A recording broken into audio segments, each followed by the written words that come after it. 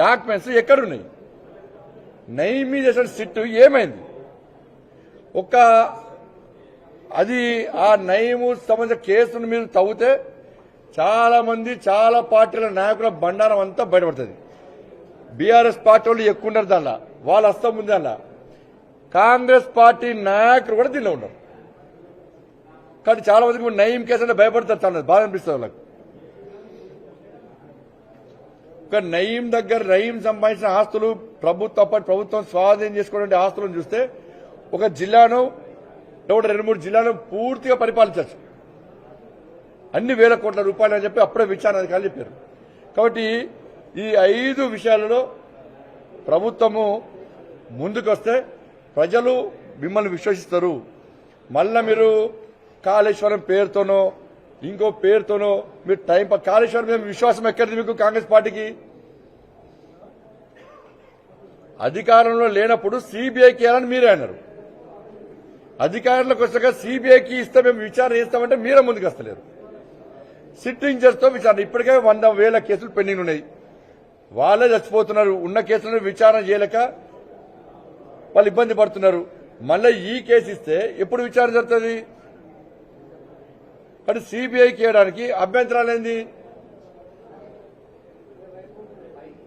కాబట్టి ఏదో timepass politics చేస్తే తెలంగాణ ప్రజలు అంత అమాయకులు కాదన్న విషయాన్ని కాంగ్రెస్ పార్టీ గుర్తించాలి. ఇలా కిషన్ రెడ్డి గారు సిబిఐ అనగానే గొర్రెల మంది దాడి చేసేది, గుంటనక్కలు గొర్రెల దాడి చేసినట్టు దాడి చేస్తున్నారు, మంద దాడి చేసినట్టు దాడి చేస్తున్నారు. మీరు సిబిఐ విచారణకు సిద్ధమా కాదా? సిద్ధం కాదు చెప్పండి. మేము సిబిఐ విచారణకు సిద్ధం కాదు. మేము దానిలో ఉన్నటువంటి లొసుగులు బయటికి రావడానికి మాకు ఇష్టం లేదు.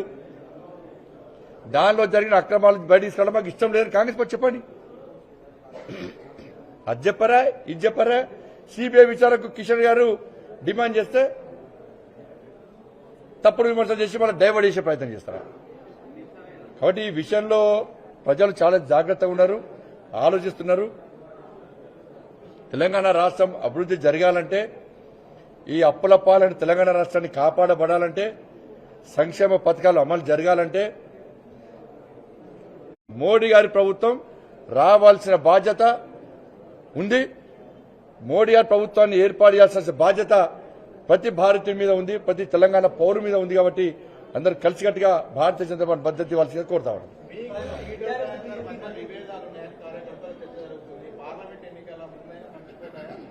నాకైతే ఇవ్వతని విభేదాలు మీ అందరూ తెలుస్తుండే, అందరితో కలిసి కలుగొలుపుగా అందరితో ఉండే వ్యక్తి ఈటల రాజేందర్ అటువంటి వ్యక్తే.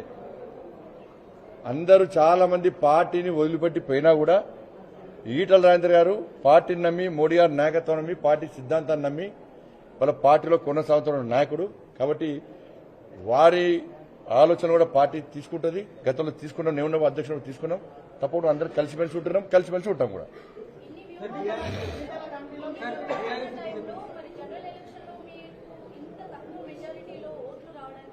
తక్కువ మెజార్టీ రాలే, మా డబ్బులు మాకు పెంచింది 100%. 7% ఉన్న ఓటు బ్యాంక్ మాది 14% పెరిగింది. మాది గెలిపోవడం ఒక పార్టీ గెలిచి 119 స్థానాల్లో గెలవాలనుకోవడం కదా.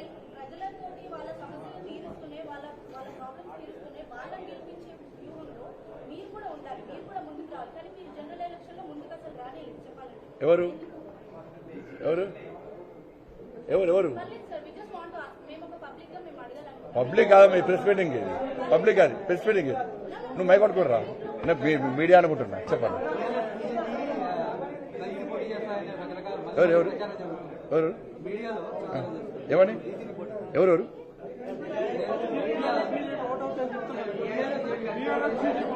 బీఆర్ఎస్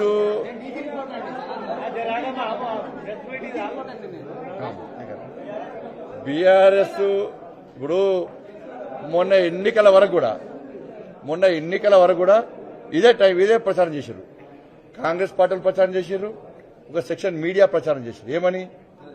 బీఆర్ఎస్ బీజేపీ ఒకటే, బీఆర్ఎస్ బీజేపీ ఒకటే చెప్పండి.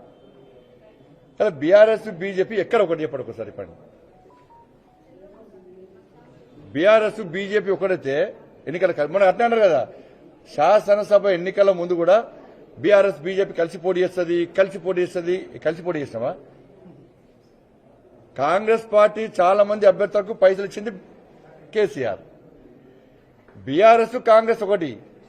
ఇవాళ రాబోయే పార్లమెంట్ ఎన్నికల్లో బీజేపీని ఓడగొట్టాలి, బీజేపీ స్థానాలు రాకుండా చేయాలని చెప్పి బీఆర్ఎస్ కాంగ్రెస్ కలిసి ఆడుతున్న నాటకం ఇది.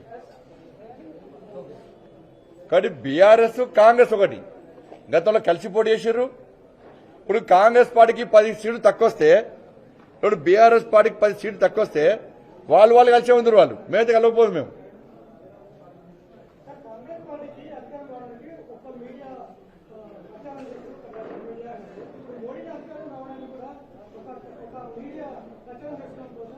అందరు సహకరించాలని కోరుతున్నాను. నేను మీడియా అంతా సహకరించాలని కోరుతున్నాను. నేను వాళ్ళు ఒక్కరిద్దరు కాకుండా అందరు సహకరించాలని కోరుతున్నాను.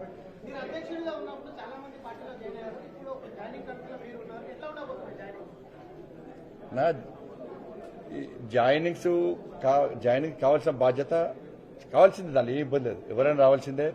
మోడీ గారి నాయకత్వం నమ్మి, పార్టీ సిద్ధాంతాన్ని నమ్మి, స్వార్థ రాజకీయాల కోసము, స్వలాభం కోసము వచ్చేటువంటి నాయకులను భారతీయ జనతా పార్టీ స్వాగతించదు, వాళ్ళని ప్రోత్సహించదు.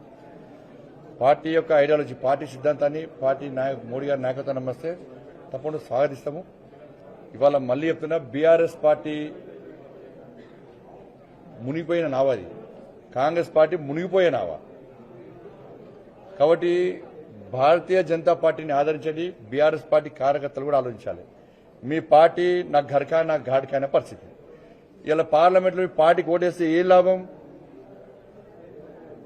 అది మూసినది వేసినట్టు. బీఆర్ఎస్ పార్టీ ఓటేస్తే ఢిల్లీ మొన్న కేసీఆర్ కొడుకు అంటున్నాడు. ఆయన ఇంకా అహంకారం తగ్గలే. బీఆర్ఎస్ పార్టీ ఓడిపోవడానికి కారణం కేసీఆర్ కొడుకు యొక్క అహంకారమే. ఇది 100% ఫ్యాక్ట్. కానీ ఇంకా మేము ఇంకా అధికారంలో అనుకుంటున్నాను. ఇంకా అహంకారం తగ్గుతలేదు. ఏదైనా కాంగ్రెస్ పార్టీలు కరెక్ట్ కౌంటర్ ఇస్తలేరు. మేము ఇస్తున్నాం కౌంటర్. కాబట్టి అధికారంలో పార్టీ కౌంటర్ ఇస్తలేదు. వాళ్ళు కలిసి ఉన్నారు ఇద్దరు. కౌంటర్ మేము ఇస్తున్నాం కాబట్టి ఇలా మా మీద మందలకే పడుతున్నారు వాళ్ళు కలిసి. ప్రాంతీయ పాట మీ అయ్యవయ్య ఏం చెప్పిండు? నేను మహారాష్ట్రలో వీక్తా, నేను పంజాబ్లో వీక్తా, నేను గుజరాత్లో వీక్తా, నేను కర్ణాటకలో వీక్తాడు. ఏం వీకలా ఇట్లా అన్నాడు. ఇవాళ మీ పార్టీ పరిస్థితి ఏంది?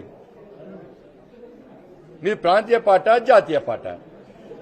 ఇలా పార్లమెంట్లో మీరు గెలిస్తే తెలంగాణ రాష్ట్రానికి వస్తే ఫైదా అయింది. మీ అయ్య తెలంగాణకు ఏర్పడక ముందే తెలంగాణ ఓటింగ్ జరిగేటప్పుడు మీ అయ్య ఇంట్లో ఉన్నాడు. కనీసం తెలంగాణ చర్చల్లో పాల్గొనలే. పార్లమెంట్లో తెలంగాణ రాష్ట్రం కావాలని డిమాండ్ చేయలే. పార్లమెంట్లో కలిసి కూడా నిజమైన ఆలోచన వాళ్ళందరూ కూడా ఈ పార్లమెంట్ ఎన్నికల్లో బీజేపీ గెలవాలని కోరుకోవాలి. ఇది నా పర్సనల్ విజ్ఞప్తి. ఏ సిట్టింగ్ లో చాలా మంది టచ్ లో ఉన్నారు. బీఆర్ఎస్ పార్టీ వాళ్ళు టచ్ లో ఉన్నారు. ఎందుకంటే పార్లమెంట్ ఎలక్షన్స్ అంటేనే మోడీ ఎలక్షన్స్. పార్లమెంట్ లో ఓట్లు అంటేనే మోడీకి వేసే ఓట్లు అంటారు కామన్ గా. ఎవరైనా ప్రజలు మామూలుగా ఏమో రాజకీయ పరిజ్ఞానం లేని, చదువుకోలేని ఏ వ్యక్తిని కూడా ఈ ఎన్నికల్లో మోడీ ఎన్నికలు మోడీ కొట్టేస్తామంటారు. ఇది గ్యారంటీ.